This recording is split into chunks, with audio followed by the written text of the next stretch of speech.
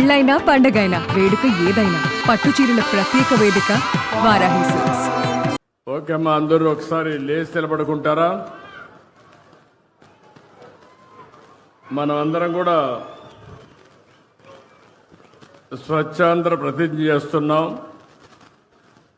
కుడి చెయ్యి ముందర పెట్టుకొని అందరూ ఫాలో కావాలి. కుడి చెయ్యి ముందర పెట్టాలి. నేను చెప్పింది మీరందరూ కూడా గట్టిగా చెప్పాల్సిన అవసరం ఉంది. మనస్సాక్షిగా మనం ప్రతిజ్ఞ చేస్తున్నాం. నేను నా పరిసరాల పరిశుభ్రత కొరకు ప్రతిరోజు కొంత సమయం కేటాయిస్తానని నా వంతు కృషిగా స్వచ్ఛత కార్యక్రమాల కొరకు శ్రమదానం చేసి పరిశుభ్ర ఆంధ్రప్రదేశ్ సాధించే సంకల్పానికి కట్టుబడి ఉంటానని ఈరోజు పరిశుభ్రత గురించి నేను వేసిన ఈ ముందడుగు ఆంధ్రప్రదేశ్ రాష్ట్రాన్ని శుభ్రపరచడంలో సహాయం చేస్తుందని నమ్ముతూ ఈ రోజు నుండి నా తోటి వారికి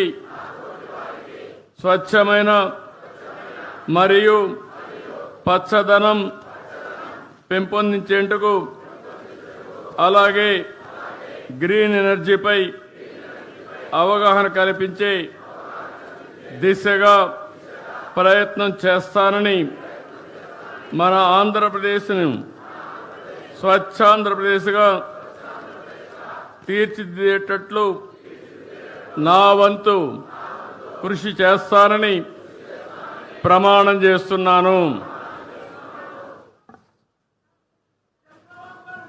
దయచేసి కూర్చోవాలి.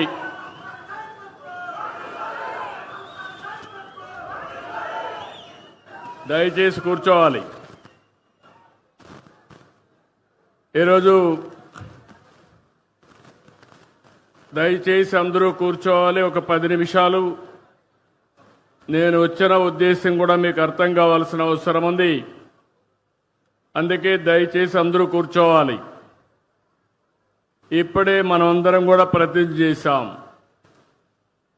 వేదిక పైన నుండే పెద్దలకి, నాకు ప్రాణ సమానమైనటువంటి ప్రజానీకానికి పేరు పేరున మనస్ఫూర్తిగా నా అభినందనలు, ధన్యవాదాలు. ఈరోజు నేను వచ్చింది స్వచ్ఛ ఆంధ్ర, స్వర్ణ ఆంధ్ర దిశగా మనం ముందుకు పోవాలని చెప్పి అనుకుంటున్నాం. నెలకొక్కసారి 3వ శనివారం అన్ని పనులు వదిలిపెట్టి మన పరిసరాల్ని, మన ఇల్లుని, ఇంటి బయట ఏ విధంగా, ఒక విధంగా చెప్పాలంటే చెత్త చెదారం ఉందో అవన్నీ చూసుకుని మనం అందరం కూడా దాన్ని ఏ విధంగా పరిశుభ్రంగా పెట్టాలనో పునరంకితం కావడానికి ఒకరోజు స్పెండ్ చేస్తున్నాం.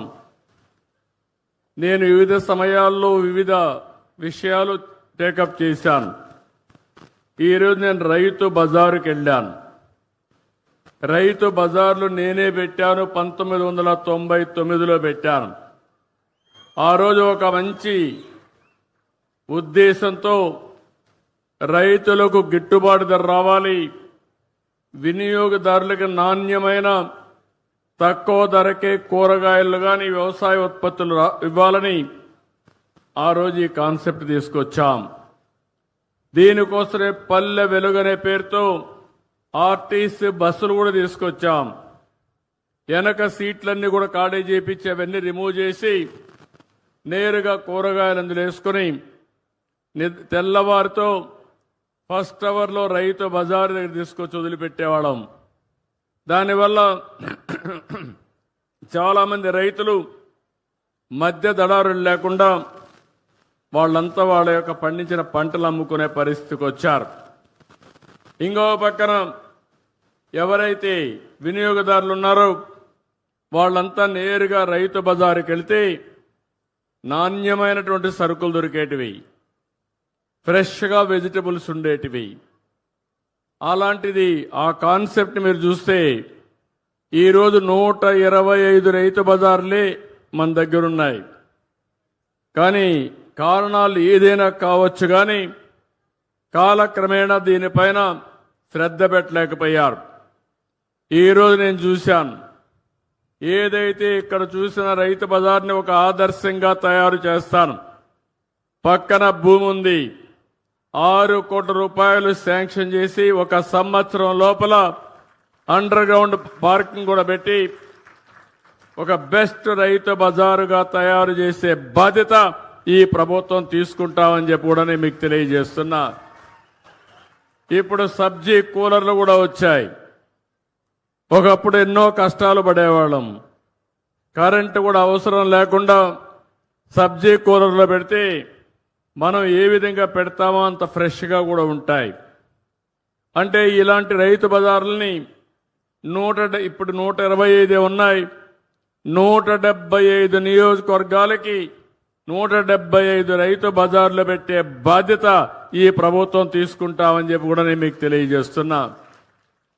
నేను ఒకటే ఆలోచిస్తున్నాను, రైతులకు గిట్టుబాటు ధర రావాలి, వినియోగదారుడికి సరసమ ఇన్ఫ్లేషన్ పెరగకుండా వీలైన తక్కువ ధరకి నిత్యావసర వస్తువులు కొనే అవకాశం ఇవ్వాల్సిన అవసరం ఉంది. ఇంకా ఒకప్పుడైతే నేను హార్టికల్చర్ డిపార్ట్మెంట్ ద్వారా మొబైల్ రైతు బజార్లు కూడా పెట్టాం.